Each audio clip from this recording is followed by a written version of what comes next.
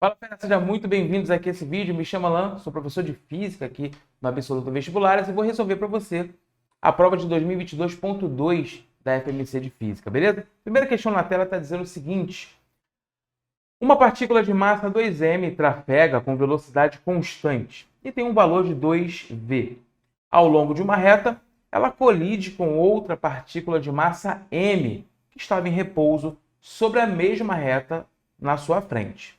E ambas permanecem grudadas após a colisão. A velocidade do conjunto formada pelas duas partículas após a colisão é... Pessoal, o que o aluno deveria ter conhecimento para resolver essa questão é o princípio de colisões. Entender o que é uma colisão elástica, inelástica e parcialmente inelástica. Nesse caso, nós temos uma colisão inelástica e a FMC gosta muito desse tipo de questão, haja vista que aparece com frequência esse tema. E o que você precisa saber é o seguinte: colisões inelásticas são colisões onde há um movimento solitário.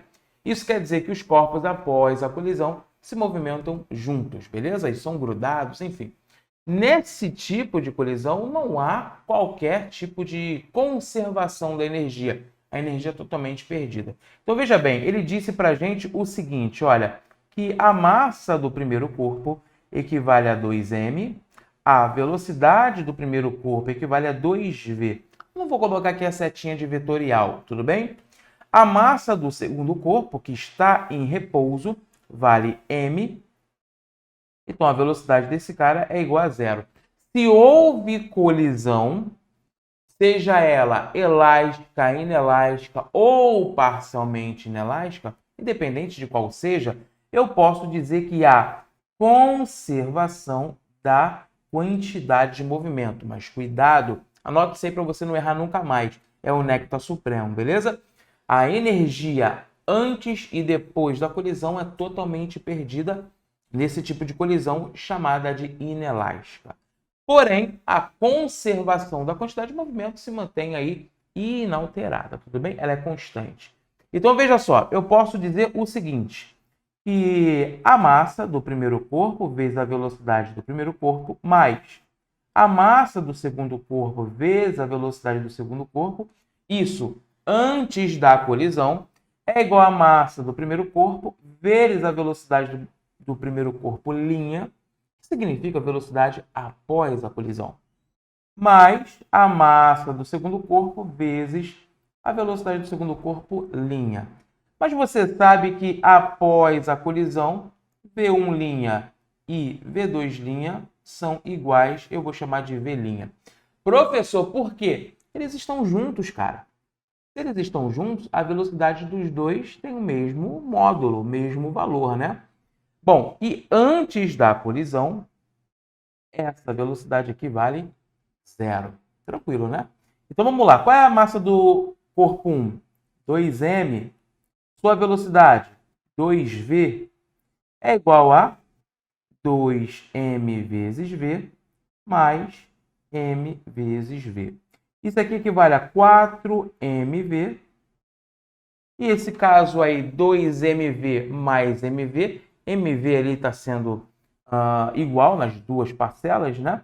Eu posso então dizer que vale 3mv', né? Deixa eu colocar aqui como v', velocidade após a colisão. Posso simplificar o m e vejo que v' é 4/3 de v. Nesse caso, gabarola, letra A de aprovado. Beleza, né? Tranquilo, professor. Uma questão bem simples, deixa eu voltar aqui para mim. Uma questão bem simples e que a FMC gosta muito de colocar esse tipo de questão, apareceu nos exames anteriores, e que se você está se preparando para o próximo concurso, estude. Conservação da quantidade de movimento. Conhecer os tipos de colisão é fundamental para você mandar bem e salvou na classificação. Professor, suave, vamos então para a próxima questão, que está dizendo o seguinte: uma mola ideal de constante elástica 20 newtons por metro, deixa eu colocar aqui, ó, 20 newtons por metro, e massa desprezível encontra-se suspensa verticalmente por uma das suas extremidades que está fixada no teto de um recinto. Considere que a aceleração da gravidade nesse recinto seja de 10 metros por segundo ao quadrado. E que a posição da extremidade livre da mola, nessa situação relaxada... Opa, o que é situação relaxada? Anota aí, é uma situação em que não há deformação. A mola está no seu estado natural. E ele identificou isso como Y0, ou Y inicial. Uma partícula de massa 0,2 kg é presa na extremidade livre da mola e abandonada nessa posição inicial, onde a mola está relaxada, né? A partícula cai verticalmente. Opa, se a partícula cai, a velocidade inicial é zero. Toda vez que aparecer para você, a partícula cai, a partícula foi solta, a partícula foi abandonada, significa que a velocidade inicial é igual a zero. E quando ela atingir a posição mais baixa da sua trajetória, a distensão da mola será. Então, fera, basicamente uma questão que envolve equilíbrio.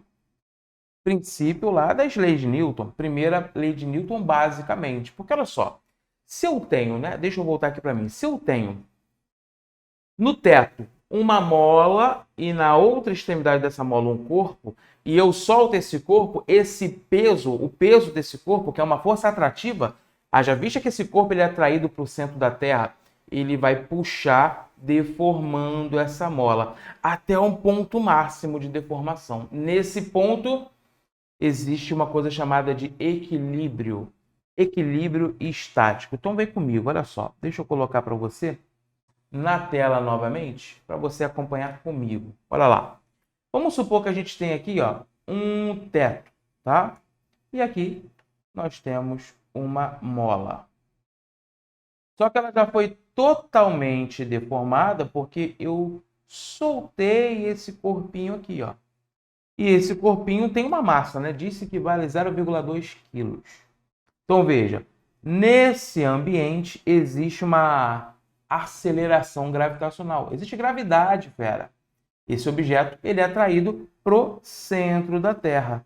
Então existe uma força atrativa chamada de peso, equivale massa vezes a gravidade. Tudo bem? É uma força, é uma grandeza vetorial.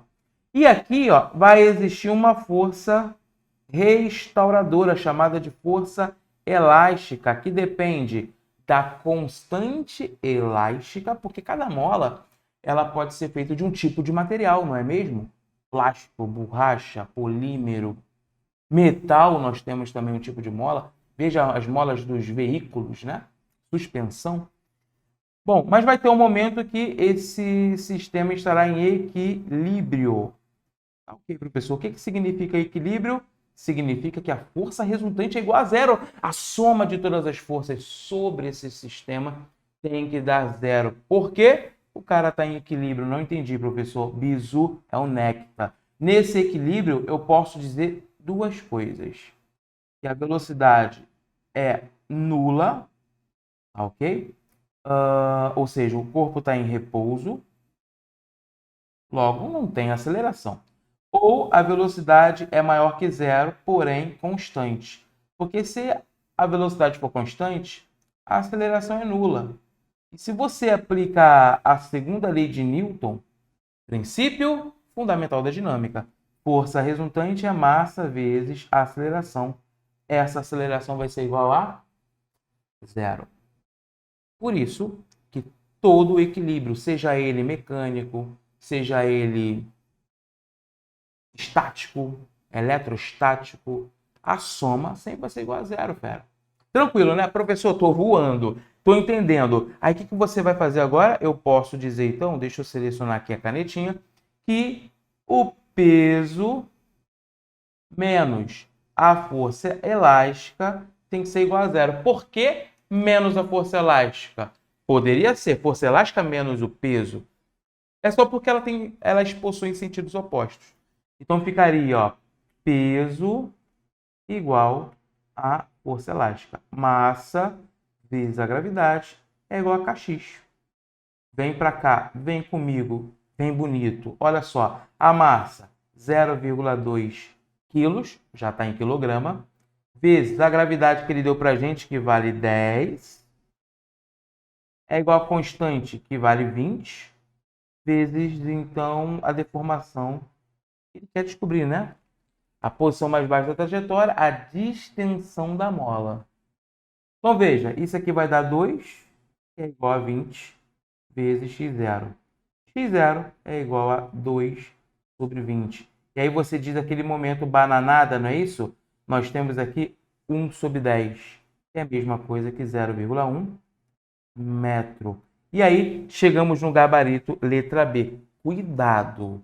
Cuidado porque a FMC, até neste presente tempo, né, até nesse momento que eu estou avaliando essa questão, a FMC trouxe para você gabarito C, 0,20 ou 0,2 metros, que está não está de acordo com a minha resolução e que ela está sendo, nesse momento, fiel para você, tá? Então, olha só, a deformação da mola é 0,1 e não 0,2, tá? Está sendo equivocado o gabarito da FMC, beleza? Tá aí nossa resolução da número 34. Simbora para 35, que também é bem bacana. Olha só. Um fio de cobre de comprimento X é cortado ao meio em 2 pedaços idênticos de comprimento x/2, né? X dividido por 2, né? As extremidades de cada pedaço são reconectadas, tá? Aos pares. Vamos ler o restante por hora. Olha só, eu tenho um fio de cobre de comprimento X. Esse fio de cobre já tem a sua própria resistência, que vale quanto? Não sei, vou chamar de R. Tá, então a resistência do cobre, professor, vale R. Mas lá na segunda lei de Ohm, a resistência é calculada pelo produto da resistividade vezes o comprimento sobre a área. Calma. O que é resistividade? Professor, a resistividade nada mais é que a identidade do material. O poder que esse material tem de ser resistivo. Opa, entendi. Então, quanto maior a resistividade, maior a resistência? Sim, porque existe aqui uma proporcionalidade. A resistividade e a resistência são diretamente proporcionais. Maior a resistividade, obviamente que maior resistência. Brasil, tranquilo, né? Bom, como o comprimento do fio de cobre antes de sofrer divisão vale x, se eu sofro a divisão duas partes iguais, cada parte tem x sobre 2, metade. Professor, tenho dificuldade de avaliar questões que possuem letras. O conselho que eu te dou é trabalhe com números que sejam simples e confortáveis de sofrerem operações matemáticas. Por exemplo, números pares. Tá? Você pode substituir esses valores. Mas veja bem, pessoal, esse aqui é meu fio de cobre. Tá? Eu vou chamar esse ponto aqui de x e esse ponto aqui de y. Ou melhor, vou colocar x e y não, porque ele está dando o comprimento x, né? Vamos colocar aqui A e B. Aí eu dividi ali no meio. Esse pedaço é A e esse pedaço aqui é B. Vamos continuar a leitura. A extremidade 1 do pedaço A é conectada à extremidade 1, linha, do pedaço B. E a extremidade 2 do pedaço A é conectada à extremidade 2, linha, do pedaço B. A resistência elétrica desse par de fios conectados dessa forma é, cara, ele simplesmente fez isso. Você pegando a leitura devagar e com calma, ele pegou aquele pedacinho que é metade, e tem esses dois pontos aqui, tá? Que eu vou chamar agora de, só para ser didático, de x e y.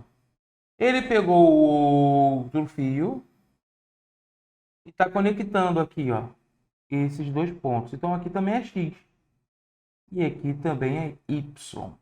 Se você, obviamente, estudou com um bom professor de física, ele vai ter te explicado que você pode movimentar os polos potenciais de um circuito elétrico para qualquer lugar, a seu bel prazer, desde que não haja resistência entre esses dois pontos.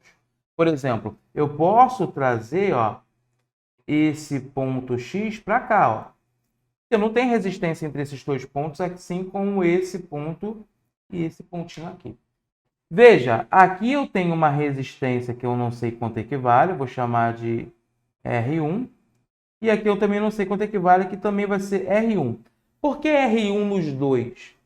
Porque os fios são do mesmo material, os fios, isso aí, tem o mesmo comprimento e os fios têm a mesma área de secção transversal. Ou seja, eu posso também aplicar a segunda lei de Ohm, mas cuidado, porque o comprimento aqui vai ser x sobre 2. Então, olha só, eu sei que R1 vai ser igual a ρ vezes x sobre 2 sobre A. E isso aqui equivale ao quê? A ρ vezes x sobre 2A. Lembra de divisão de fração? Repete a primeira aí. Boa! Multiplica pelo inverso da segunda. Então, quer dizer que o R1 de cima está valendo ρ vezes x sobre 2A. E o de baixo? A mesma coisa, né, professor? Ρ vezes x sobre 2A. Precisa fazer essa conta? Não, porque nós temos a metade do comprimento. Estou fazendo aqui para você entender o processo, porque eu usei a segunda lei de Ohm, ok? Bom, e você sabe que esse circuito aqui, pessoal, está em paralelo. E paralelo com dois iguais, como é que você resolve a REC? A REC vai ser R sobre N. O valor do resistor dividido pela quantidade, não é mesmo? Ah, então ficou bananada, professor. Porque a gente pode escrever o seguinte, ó. Rho x sobre 2A dividido por 2, porque são dois fios, né? Boa. Ou seja, Rho vezes x sobre 4A. E aí perceba, eu tenho qual divisor aqui embaixo? 4, né? Porque esse R aqui, ó, seria Rho vezes x sobre A, não é isso? Porque o comprimento do fio não é x? Professor, pelo amor de Deus, então quer dizer que essa minha REC é o valor do resistor que eu tinha antes dividido por, dividido por 4. Então, nesse caso, igual não pode ser, 2 vezes maior muito menos, 2 vezes menor não, tem que ser menor e tem que ser 4 vezes menor. E aí a gente consegue inferir na resposta através da segunda lei de Ohm. Sucesso? Tranquilo, professor. Bananada açucarada. Vamos então para a próxima questão. Questão de número 36. Vou aumentar a telinha para você e vamos brincar. Um recipiente de vidro de 2 litros está hermeticamente fechado e contém N moles de um gás ideal monatômico. O gás é aquecido em um manômetro instalado na sua tampa, que registra uma pressão no gás interior, né, um valor inicial de 1 vezes 10 elevado a 5, tá? Newton por metro quadrado. Peço desculpa, isso são expoentes. Como está aqui, ó, no 3 vezes 10 a quinta. Ele quer saber a quantidade de calor absorvida pelo gás nesse processo. Espera, como é que a gente vai brincar nessa questão aí? Olha só. Primeiro, ele falou que o recipiente é hermeticamente fechado. Logo, nada entra e nada sai. Tudo bem?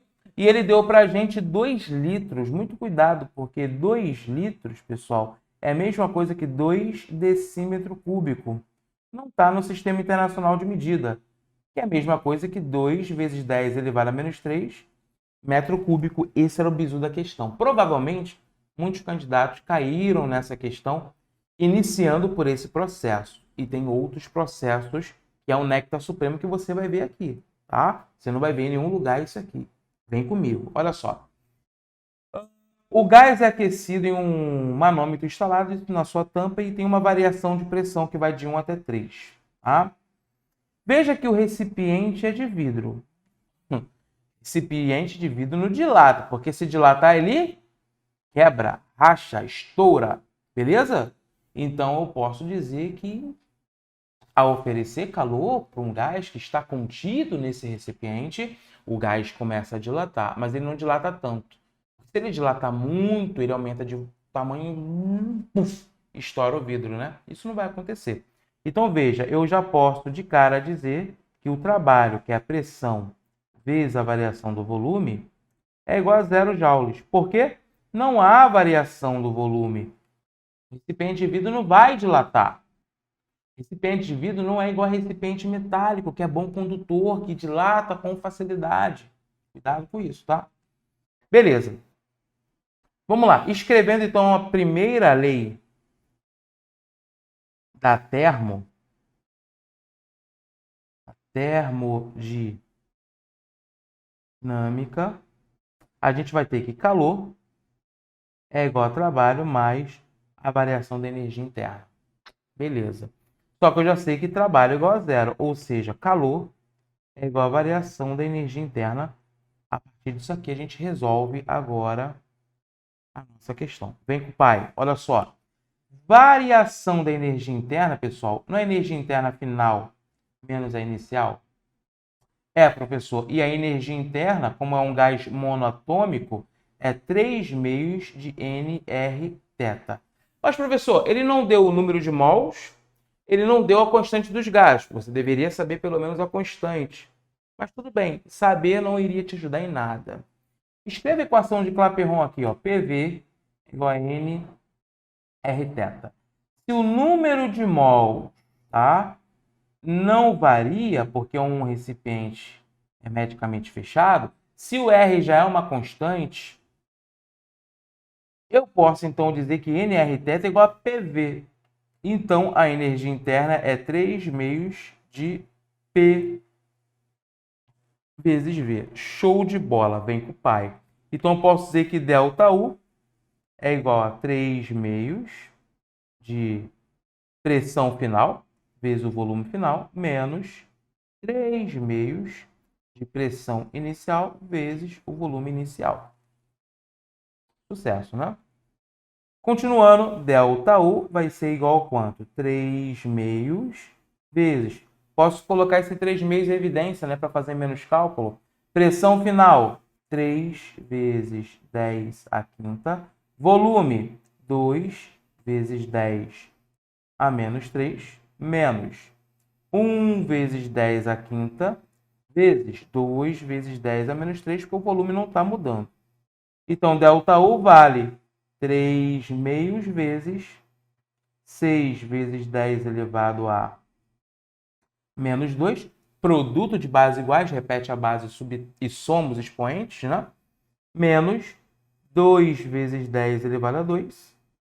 ΔU é igual a 3 meios vezes 4 vezes 10 elevado a... Desculpa. Não é menos 2 aqui não, é 2. Tá? 5 mais menos 3. É 2, tá? E aqui 2, né? Logo, 4 dividido por 2, 2. 2 vezes 3, 6, né? 6 vezes 10 ao quadrado joules. Isso quer dizer que o calor, que é igual a ΔU, também vale 6 vezes 10 ao quadrado joules. E aí a gente acerta, né? Acerta porque gabarito é C de certo. Espera, esta questão foi uma questão de nível difícil. É uma questão difícil. Primeiro, houve mudança de unidade de medida? Muitos vão dizer que isso é muito fácil, que isso é simples. O primeiro passo para resolver uma questão já é um passo muito decisivo. Mudança de unidade de medida é importante você dominar, tá? Acredito que muitos alunos, muitos vestibulandos caíram nessa questão por esses passos. E até mesmo por entender que recipiente de vidro ele dilata. Mas ele não dilata proporcionalmente ao gás que está lá dentro. O gás vai dilatar muito mais rápido. Em algum momento o vidro vai estourar. Então perceba que eu estou oferecendo calor de forma que não há um estouro, porque o gás ele está confinado. Ó. Esse número de mols está hermeticamente fechado. Então esse recipiente nunca vai estourar nessas condições. Tudo bem? Brasil, vamos para a próxima. 37. Olha só 37. Uma lente é utilizada para projetar a imagem de um objeto em um aparato que está posicionado a uma distância de 60 centímetros da lente. Então, veja só, eu vou desenhar para você aqui o seguinte, ó. Isso aqui é a nossa reta de suporte, tá? Nossa reta de suporte. Aqui, ó, está o nosso... ficou feio, né? Deixa eu melhorar aqui. Aqui está o nosso anteparo, tá? Vou colocar aqui como anteparo. Uma parede. Aqui está a nossa lente, tá? Ó, aqui está a nossa lente. E essa lente, pessoal, é uma lente convexa, uma lente convergente. Porque ele está dizendo o seguinte, olha, a imagem formada é invertida. A única forma de nós termos uma imagem invertida é usando lentes convergentes e não divergentes. Divergente será sempre uma lente que vai produzir uma imagem virtual direita e pequenininha, ok? Nesse caso, precisa ter uma lente convergente. E veja, eu estou com um objeto aqui, ó. Esse aqui é o nosso objeto. Se esse objeto, pessoal, deixa eu colocar aqui da cor azul, recebe luz, ele vai refletir essa luz, ó. Essa luz vai se propagar e vai bater lá na lente. A lente, como ela é convergente, vai fazer o raio convergir. Então, esse raio, ó, vai convergir, tá? A outra aqui, ó, vai passar pelo centro óptico e passa direto, né, ó? Ou seja, a minha imagem, ó, ela vai ser criada nesse ponto. Veja que a minha imagem, ela é invertida em relação ao objeto. Isso quer dizer que essa imagem, ela é real. Primeiro, por que ela é real, professor? Teve prolongamento do raio luminoso? Eu precisei pontilhar esse raio? Não, é o próprio raio luminoso que está se propagando. Beleza. Ela é maior, nesse caso está sendo chamada de ampliada, né? E ela é invertida. É uma característica invertida. É uma característica de lentes convergentes, lentes com bordos de tal forma que sejam convexos, tá? Bordos finos, né? Bordos finos. Beleza. Então, olha só, ele deu essa distância aqui, ó. Essa distância vale 60 centímetros, ok? E essa distância não é a distância de pelinha. Pelinha é a distância da imagem, não é isso? E o aumento linear foi de 5 vezes. Então, o aumento linear, ó, é de menos 5x. Professor, por que é menos? Fera. Quando a imagem ela é real, em um espelho convergente, ou mais fácil de gravar, se a imagem está de cabeça para baixo ou invertida, o aumento linear é negativo. Posso te provar se quiser. Um pouco mais rápido. Aumento linear pode ser calculado como I sobre O, como menos P' sobre P. Veja que é o néctar supremo, né? F sobre F menos P também. Essas são as formas. Veja, desse lado de cá, gente, o P é sempre positivo. P' é sempre negativo. Porém, desse lado, o P, que é negativo, mais o P', que é a distância da imagem, é positiva. Então, P' é positivo. Caramba! Se P' aqui é positivo, positivo com negativo dá o quê? Negativo. Então, o aumento linear é o quê? Negativo. Beleza. Entendi, professor. Então, sempre que você tiver lente convergente, a imagem é invertida, nós temos um aumento linear negativo. Beleza. Vamos fazer o seguinte, olha. Ele quer saber o foco, né? Eu tenho que usar essa equação aqui, comparar com o aumento. Então, ó, o aumento linear vai ser foco sobre foco menos P, não é isso? Só que eu não tenho P. A gente calcula, isso aqui é fácil para a gente, professor. O aumento linear é menos P' sobre P. Então, menos 5 é igual a menos 60, que é o P' sobre P. Então, menos com menos mais, P é igual ao quê? A 12, não é isso? centímetros. Porque nós vamos ter 60 dividido por 5. Então, ó, menos 5 é igual a foco sobre foco a menos 12. Menos 5 foco, menos com menos, mais 5 vezes 12, 60. Igual a foco. Estou fazendo regra de 3, né? Então, esse menos 5 vai para o outro lado, fica 6 foco igual a 60.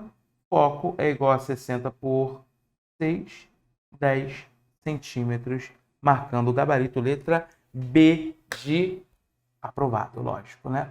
Pessoal, essa questão também foi uma questão que eu posso considerar média para difícil. Das 5 questões que apareceram dentro da prova da FMC, eu considero 2 fáceis. Quais são as fáceis, professor? Mostro para você agora. Vem comigo aqui na número 33. Questão super tranquila, repetitiva. Aparece muito na FMC. 34, uma questão tranquila para quem estudou bem leis de Newton, princípio do equilíbrio mecânico, tá?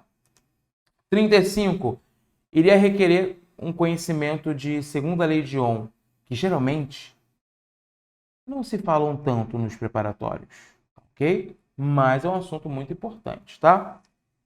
36, super difícil, na minha visão, tá? 37, média para difícil. Então, chegamos aí na nossa resolução da prova da FMC. Fera, espero que você tenha curtido, gostado dessa resolução. Tamo junto. Se você não conhece ainda o Absoluto, entre nas redes sociais, siga lá no Instagram, siga também no YouTube, tem algumas resoluções da FMC e do Enem lá também. Beleza, fera? Tamo junto. Forte abraço.